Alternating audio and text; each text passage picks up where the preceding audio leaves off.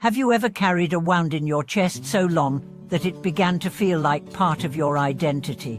Have you ever wondered if a single breath, taken with the right awareness, could loosen the knot of anger that years of argument, distance, and regret could not touch? Welcome back, friends.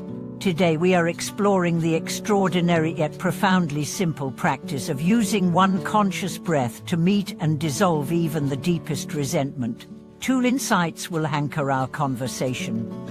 First, hatred is not an unchallengeable mountain, it is a storm, and storms can pass when met with steady air. Second, a single breath, aligned with clarity and compassion, can open a door to freedom that no amount of external justice can unlock. Hatred often begins as a sharp moment, an insult, a betrayal, a loss, and then builds layers, much like sediment at the bottom of a river. Over time, those layers harden into something we mistake for permanence. We tell ourselves we have moved on, while carrying the weight silently. The body knows otherwise. It tenses in certain conversations. The mind revisits the memory in quiet hours. The breath practice we are exploring today does not aim to erase the past. It aims to change your relationship to it. Imagine holding a lump of ice in your hand. Your instinct might be to throw it away, to be rid of the cold. But if you simply hold it and allow your own warmth to meet it, the ice changes form. It melts. The water it becomes can nourish the ground. Hatred can be like that ice. Here is the practice. Sit or stand somewhere you can be undisturbed for a few minutes. Bring to mind the person or situation that triggers your resentment. Do not rush past the discomfort. Name the emotion quietly: anger, grief, betrayal. Then take one slow inhale through the nose, imagining the air as clear, cool water entering your chest. Hold it gently for a moment, not to force stillness but to let the breath meet the heat of the emotion. On the exhale, imagine the breath carrying away a shade of that heat, like smoke rising and fading into the sky. This may not dissolve everything in one sitting, but the key is that even in the first breath, you have changed the pattern. You have replaced the reflex to tighten with the choice to release. That choice, repeated, reshapes the mind. I once met a man named Ron, who had not spoken to his brother in 15 years. The quarrel had started over money, but it had become much larger, a tangle of pride, hurt, and silence.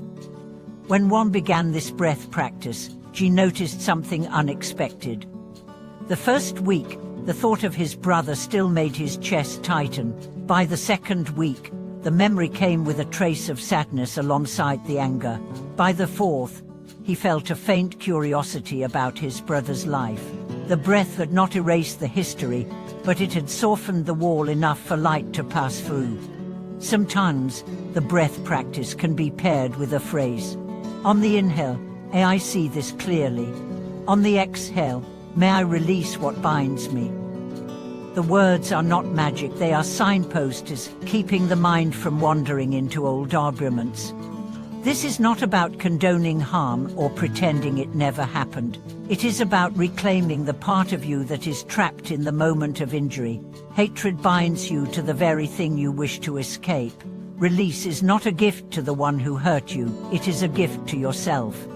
There is also a physical wisdom here. The nervous system responds directly to breath. When you take slow, deep inhales and extend your exhalations, you activate the body's calming mechanisms.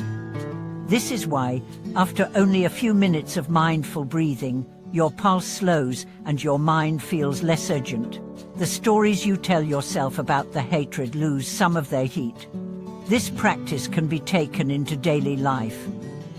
In a tense meeting, when a colleague's comment stirs old resentment, take one quiet breath before replying. In a family argument, when voices rise, take one breath before choosing your next word. In traffic, when a stranger's recklessness ignites your temper, take one breath before you let the horn speak for you. Over time, one breath becomes a habit, and the habit becomes a way of being. You may find that situations which once provoked immediate anger now pass with less disturbance. You have not become indifferent, you have become free. I encourage you to try this today. Think of one person or memory that still carries weight for you. Give it one breath. Let that be the start. Do not measure success by how much disappears, measure it by your willingness to meet the feeling with air instead of fire. If you've used breath to transform a difficult emotion, I'd love to hear your story. Share it in the comments so others can see the many ways this practice can unfold. Subscribe for more conversations like this. Like the video if it gave you a tool you can use, and share it with someone who might be ready to take that first liberating breath. Thank you for watching this video.